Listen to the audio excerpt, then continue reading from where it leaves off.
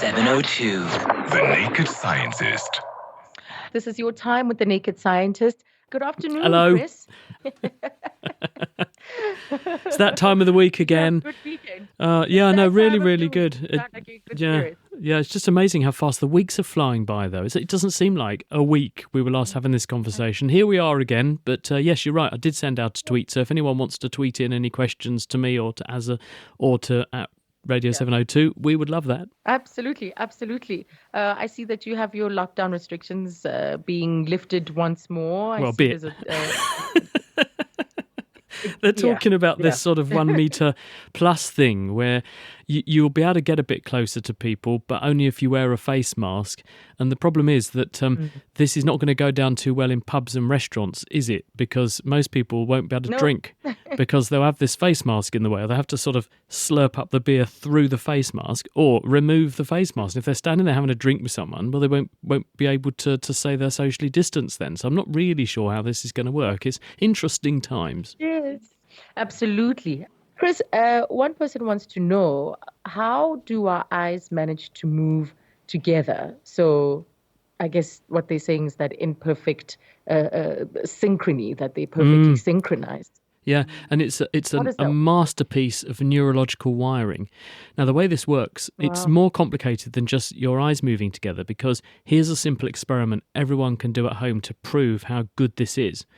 What I want you to do is to hold your finger out in front of your face and stare at the tip of your finger, and now shake your head vigorously from side to side or up and down. You will be able to maintain steady gaze on your finger despite your best efforts to distract the process. And what is happening is this incredible feat of neurological wiring where in your ears are your vestibular canals. These are called the semicircular canals, and they are full of fluid, and projecting into them are these tiny hairs which are connected to nerve cells. When the fluid moves, the hairs move. When the hairs move, the nerve cells send impulses to the brain, telling the brain how much that fluid is moving. In the brainstem, those connections are all wired together in just the right way that they are sent to each of the nerve centres that control the muscles that move the eyeballs, so that the two eyes move together by just the right amount and in the opposite direction to any head movement. And this means that you can maintain steady gaze on things whenever you're moving. And this is absolutely critical to you being able to actually do what you do, because otherwise you would have to stop dead still, look at something, focus on it, absorb the information, then move again. Now, some animals do have to do that. And if you've watched a bird like a pigeon, if you've ever watched a pigeon try and walk, what does it do when it's walking? Bobs its head, right? Yes, Why does it do that? The reason it does before. this is because it doesn't have the mechanism I'm describing. It's got eyes on the side of its head, and the world would go streaming past the pigeon, and it would get very confused by what it was seeing. So what the pigeon does is it shoves its head forward, looks at something, and then keeps its head locked still and moves its body under its head. And that's why it does that funny head bobbing movement, so it can maintain conjugate gaze. Luckily, your brain is wired up in such a way that you don't have to do that, because we'd all look pretty weird if we did, wouldn't we? But this is because there is this amazing system wiring head movements to eye movements, and at the same time there are nerve pathways connecting all of the what are called ocular motor nuclei in the brainstem, which is where the nerve cells are that control the muscles around the eye, and they're all cross-wired, so that when you move an eye in one direction, the other eye follows suit, but by the right amount. Because if you think about it, if I move my right eye to look towards my right, it's not the same movement that my left eye needs to make. It's actually the opposite movement. My left eye has to move towards the right as well, but that's a different set of muscles than the other eye. So it's all very cleverly wired together so that you get a crystal clear view of the world all the time. Absolutely amazing. Absolutely, especially when you describe it there. Let's go to Carol next in Benoni. Hello, Carol. Hi, good afternoon. I just want to know, this has been a very, very cold winter for us here on the half house. We haven't had black frost for a long time. Yeah. Now, my reasoning is that since we've had lockdown, mines have closed down, all these factories with smoke and everything have stopped, and they've been able to see the Himalayas. Has that anything to do with clear sky and air and everything to do with how cold our winter is? Well, it's possible. Right. Interesting, Carol. There is speculation that we're going to see some weather effects because you certainly do change the local climate when you produce pollution. For example, there was a paper published about 10 years ago now in the journal Science where they showed that it does rain more downwind of airports. And someone actually looked at all the flight data and they showed that when aircraft take off from an airfield, because of low pressures around the wingtips, for example, they create voids in clouds in the low pressure areas, which corresponds to rainfall having come out of the cloud. So that's one example of how things that would make pollution can change the weather. Also, when you've got things like industries producing lots of particulates, these particulates can go up in the air and they act as nucleation points. And what that means is that water molecules like to have a surface to form on, and water molecules like to get together where there are other water molecules. So if you have a tiny particle in the air and you add to that particle some water, it will then get more water and more water and more water, and you'll make a big droplet. And that will then eventually get heavier than the updrafts of wind which are holding the clouds aloft, and it will fall as rain. So you can make it rain by putting pollution into the air. So it's possible that in some areas you're going to get less rainfall at the moment compared with when you're experiencing more pollution from upwind, because that pollution, traffic, other industry is currently reduced. So on the scale of the whole planet, probably we're going to see some changes because the amount of emissions has plummeted because countries are locked down. But at a local level, we may also see some effects because of, as I've just said, changes to cloud seeding. And if you're not seeding as many clouds, you might get brighter days. But people are looking at this because we've never had the opportunity to do this kind of experiment. And so scientists are gathering data from all over the world, even from space.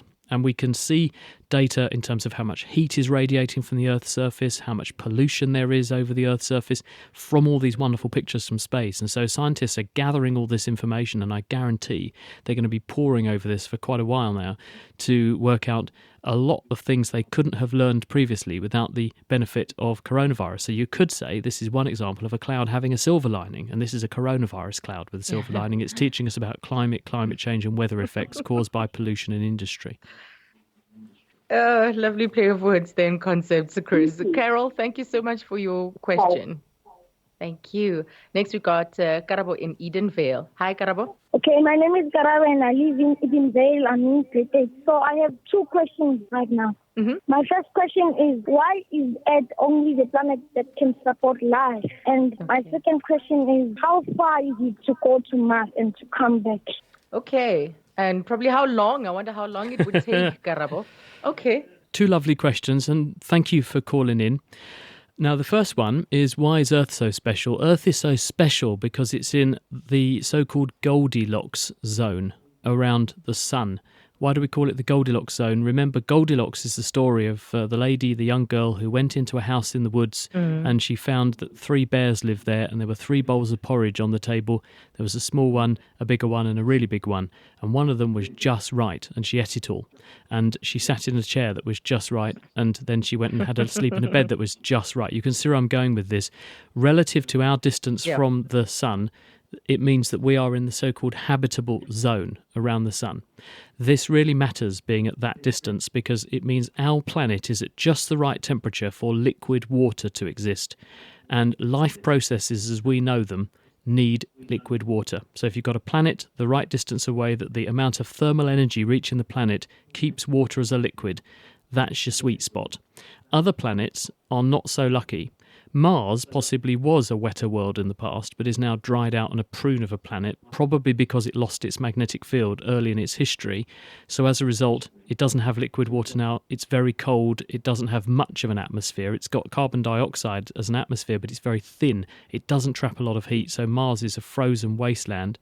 Venus, on the other hand, almost the same size as the Earth, bit closer to the sun, but had a runaway greenhouse effect sometime back in its history, And the surface temperature of Venus is hundreds of degrees centigrade. If you made or had something made of lead on Venus, it would instantly melt. It's that hot on Venus, and the pressure is crushing because there's all this water and carbon dioxide in the atmosphere, which has been boiled off from the seas. And it's also full of sulfuric acid, and that's not very nice either. So Venus, not very conducive to life, far too hot, horrible conditions. Mars, not great for life.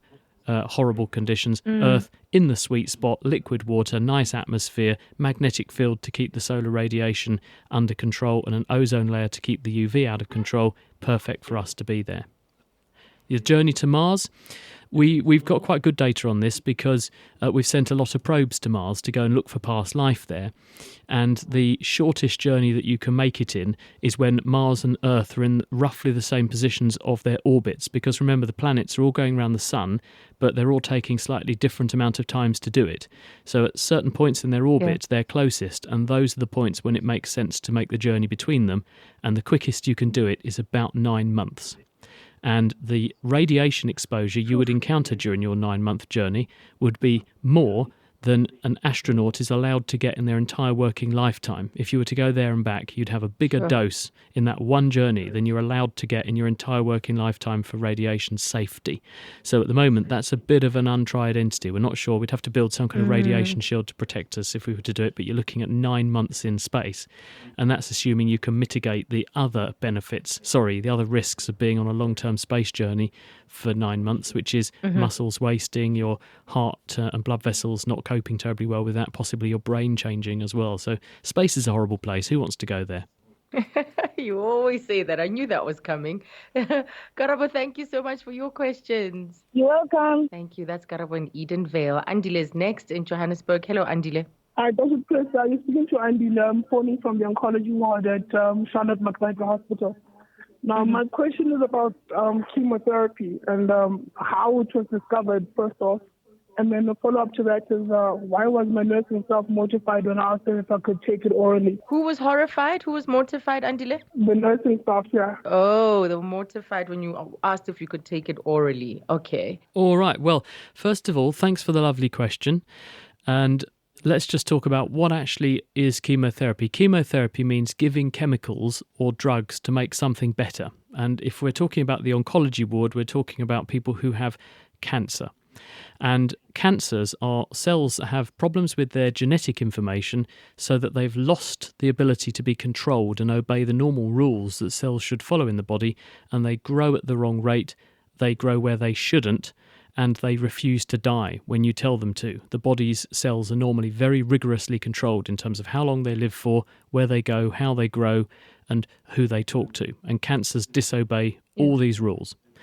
Though the treatments that we give cancers, historically, chemotherapy meant giving drugs that would fairly non-specifically target any cells that were growing really fast, because most cancer cells grow fast. They grow out of control and they grow quickly.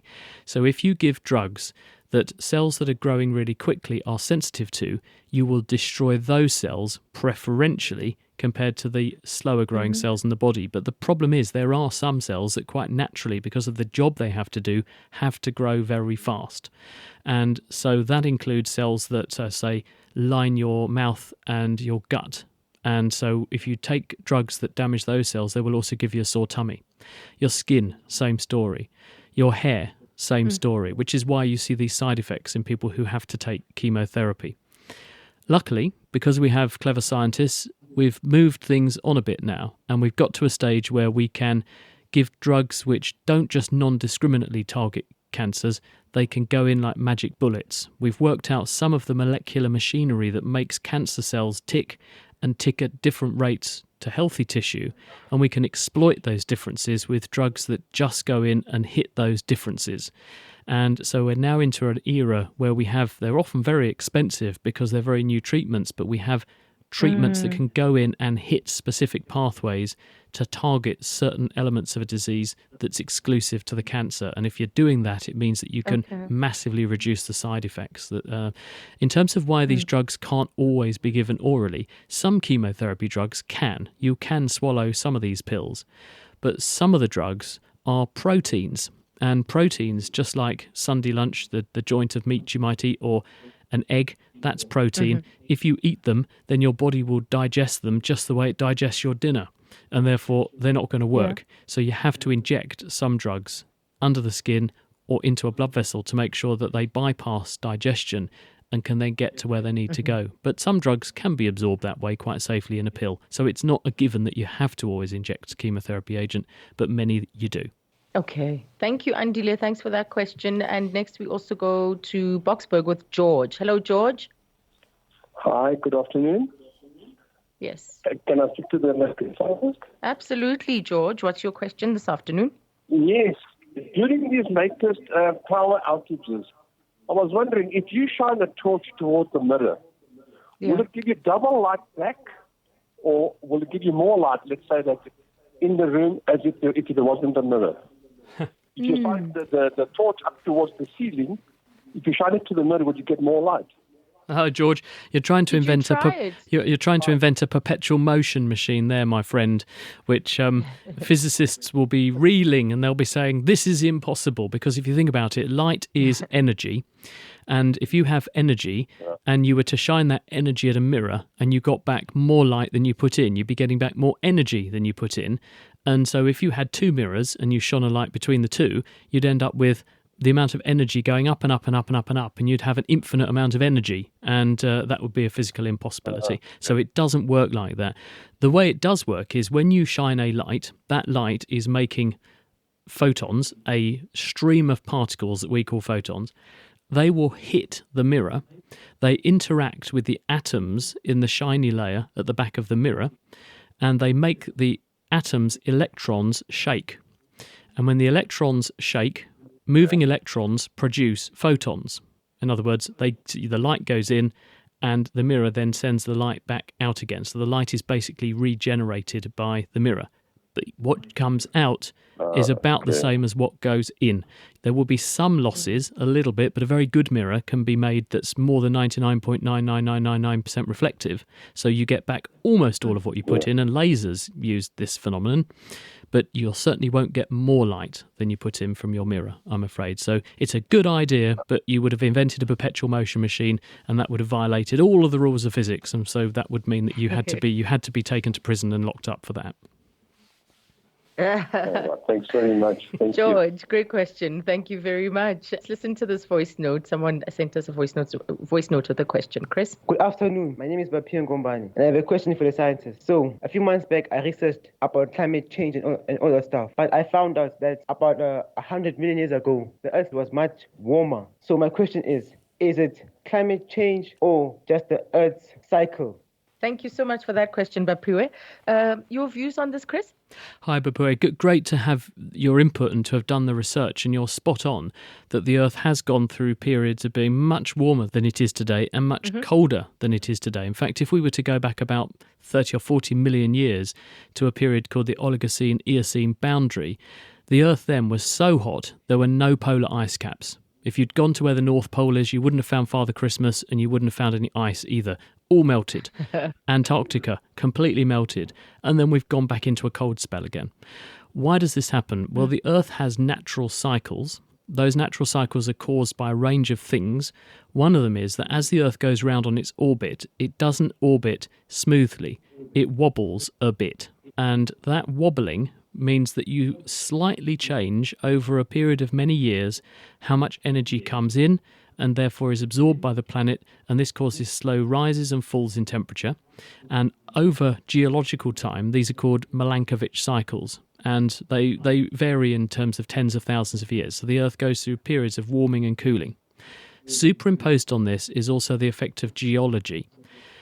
As you make mountains, for example, you expose to the atmosphere various chemicals which previously were not exposed to the atmosphere because you've made lots of mountains with a big surface area. These can react with the atmosphere, for instance, with the carbon dioxide in the atmosphere. And if they pull carbon dioxide out of the atmosphere to make carbonate rocks, which is what happened when the Himalayas began to form about 60 million years ago, because India came up from where Antarctica is and hit Asia and formed the Himalayas. When you do that, you draw CO2 out of the atmosphere and you make the planet get colder. and then you go into an ice age. So you get these natural cycles of the Earth warming and cooling. What sets apart the present day from that is that the present day we should be, based on our understanding of these cycles over many millions of years, is we should be now going into a cooling phase. And in fact, the Earth isn't cooling, it's warming. And what has changed is the amount of CO2 in the atmosphere. So we think that what's happened is we've put enough carbon dioxide through our activities into the atmosphere that we have basically stopped the Earth getting colder and reversed the process, and now we're making the Earth warmer. So when we should be going towards an ice age, we're not. And this is what's caused everyone concern. Yes. Well, Chris, we still have so many other questions, but we can't get to all of them. But that's why this is a standing feature, because all the world's science questions. We simply don't have enough time for all of them in one session. So great crop of questions this week, though. Weren't they fantastic? They were, absolutely, so varied. We've stepped out of the COVID phase, and so the curiosity about the natural world has returned. Thank you so much. No, thank you very much. Yeah, good to have a break from Covidose/Coverload this week, isn't it? Oh, there you go again. Thank you, Chris. All right, see you soon. Bye, everybody. And you can follow him on Twitter as well. It's @NakedScientists, plural, just to keep up with some of the things he's up to. The Money Show. Weekday.